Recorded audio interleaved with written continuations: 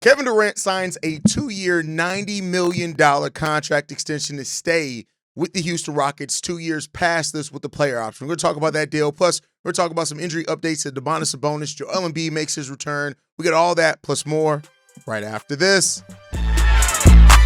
Welcome to the number one place for your daily basketball news and analysis, NBA Central. What's going on, basketball fans? Welcome to another episode of NBA Central, your number one spot for everything basketball related. I'm the host there, Hayes, but more importantly, you guys can follow the channel at NBA Central Pod on every social media platform we happen to be on. With that said, let's go ahead and get into this content today, y'all. And this just went down like less than 10 minutes ago. Kevin Durant, the Houston Rockets and Kevin Durant announced a 2-year, $90 million contract extension that does have a player option in 2027-28.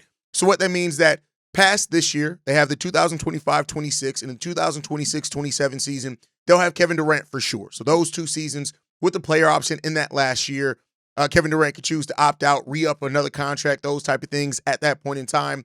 But this does keep, him with the Houston Rockets for at least 2 seasons. It gives the Rockets that runway to really get to the place that they want to get to, and that's being able to win and compete for an NBA championship. That's where the Houston Rockets are hoping that this is going to get them to.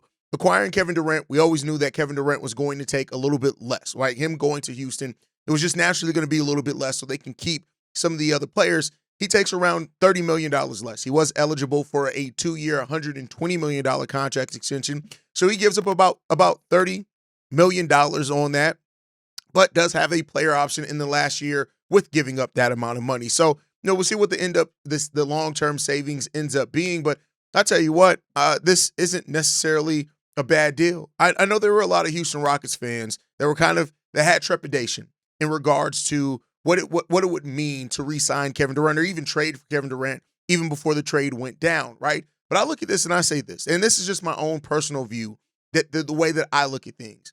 Because of the way that the trades and everything works, a Kevin Durant contract extension always came down to me in how does it compare to what Jalen Green has? Keep in mind, Jalen Green also has a contract where he does have a player option in the 2027-28 season. So, for all intents and purposes, the Rockets have now flipped Jalen Green. It wasn't just that, but flipped Jalen Green for Kevin Durant.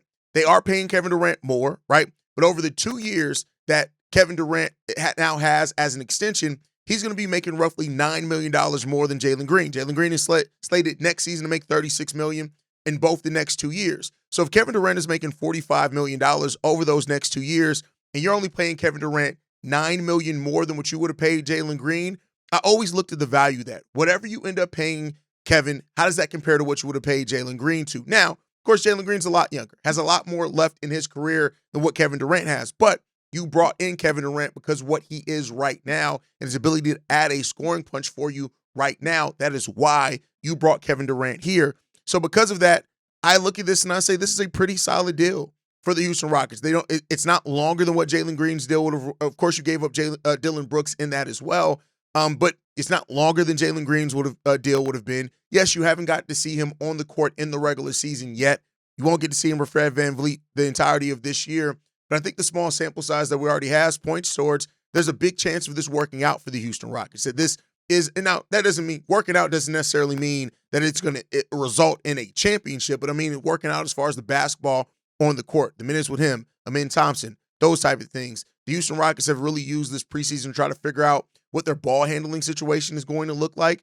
And I won't say that they got like a clear, exact view of how that's going to work out, but I do think they got some promising notes in that, and now we got to see the Houston Rockets. They went through preseason undefeated. That doesn't mean anything. Preseason basketball is very different basketball, right? They weren't facing off against necessarily the best competition, but I think the Houston Rockets are walking away from this confident. Jabari Smith had a game of over 20-plus where Kevin Durant kind of took more of a back seat, only taking 13 shots in that. So you're looking to see how that's going and trying to project that over the course of the season, of course. And, we'll see how that ends up shaking out. So let me know what you guys think on this contract extension. Kevin Durant re-signing a 2-year, $90 million contract to stay with the Houston Rockets with a player option in that second year.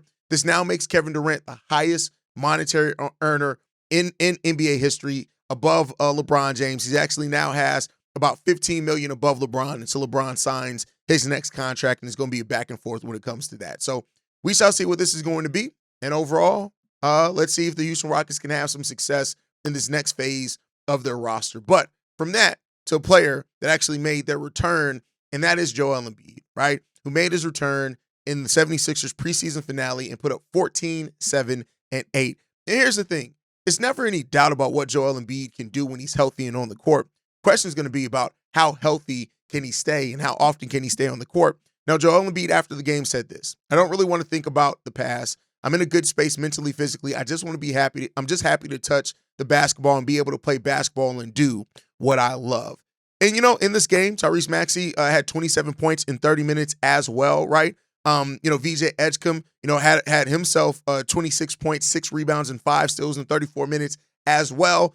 And I tell you, this 76ers team is a team that can disrupt some things in the Eastern Conference, because I could see anywhere from the 76ers being, I wouldn't be surprised if they're a 35-win team because of injuries and things and other things going on. I wouldn't necessarily be surprised if they end up winning 45-plus games if they can stay healthy. That's just kind of the way that it goes with this Philadelphia 76ers team. If they have health, this can be a team that could win some basketball games, no doubt about it. If they're not healthy, then it could be another shit show of a season for them, which we've seen from them before, right? There's a number of different ways that this can absolutely go, and now it just becomes about which way does it actually go for this team? Which way is it in reality for this team? And that's questions that we don't have necessarily the answers to quite yet, and we're going to try to gain those answers. And, Embiid getting back out on the court is good for the team. And, I personally still think, and I maintain, this is my opinion, is probably not going to change on this, is that the 76ers still have to prepare and build a team that's good enough to compete in the East, even if Joel Embiid's not out there. And then when he is out there, listen, Joel Embiid can ball with the best of them, right? A former MVP. And that was, by the way, the only game in which they won so far this preseason as well. That's why I do say that who knows exactly what the Philadelphia 76ers are going to be this season. We don't know, right? And they won that game over the Minnesota Timberwolves, in which, their starters, I don't think any of their starters played over 30 minutes. I don't even think, most of their starters played in that game. So take that for what you will. But, you're getting 26 from VJ Edgecombe, getting 27 from Tyrese Maxey. You got Joel Embiid, who started the game, played 19 minutes. He started with a Dembana. There's some things there. Quentin Grimes scored 22 points off the bench. We'll see. This is a team that has some depth, some repetitiveness with the way that their roster's built out, but you need some redundancies to keep up a style of play a little bit. And then we'll just see what the future holds for Joel Embiid. And if he can stay healthy, where does that actually put this team this season? But from one injured center to another one that's going to miss at least opening week, Domantas Sabonis has been ruled out of opening week due to a hamstring strain there. And so, listen, now that means that the Kings are going to be starting without Keegan Murray and without Domantas Sabonis. They're going to be missing their starting front court.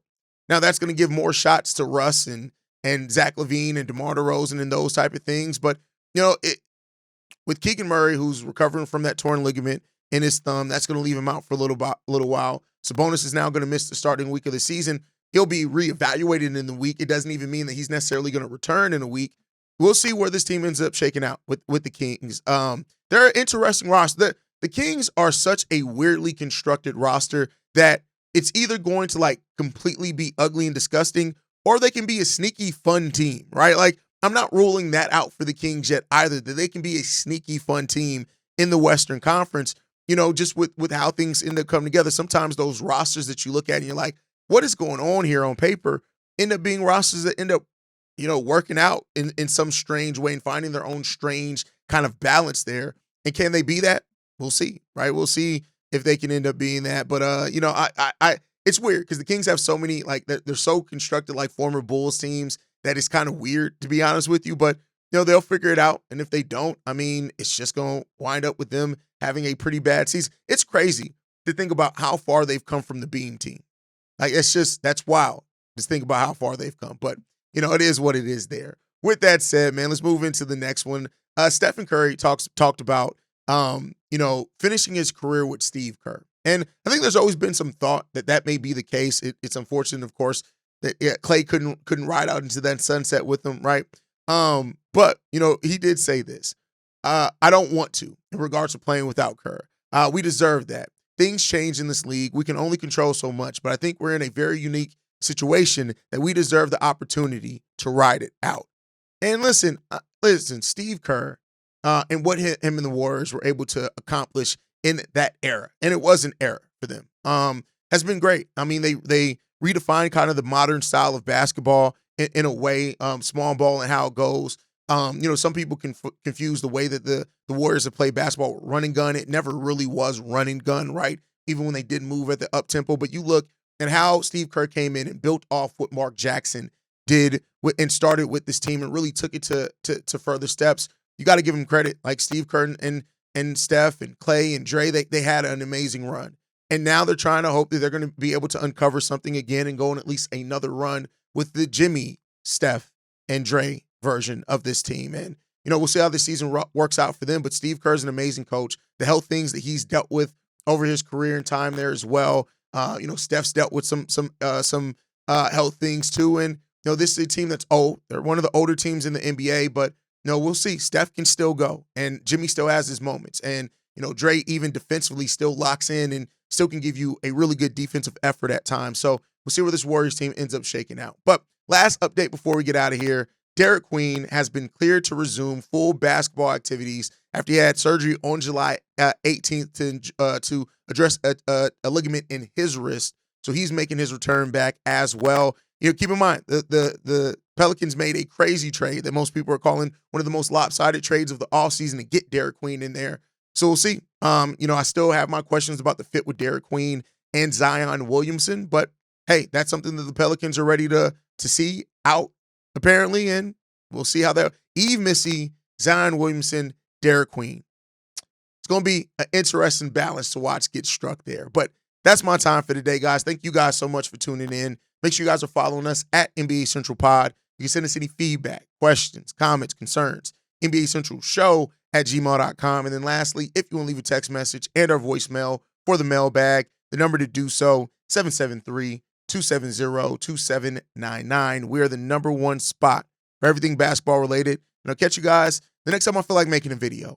Probably tomorrow. Peace, y'all. This has been a presentation of the Break Media.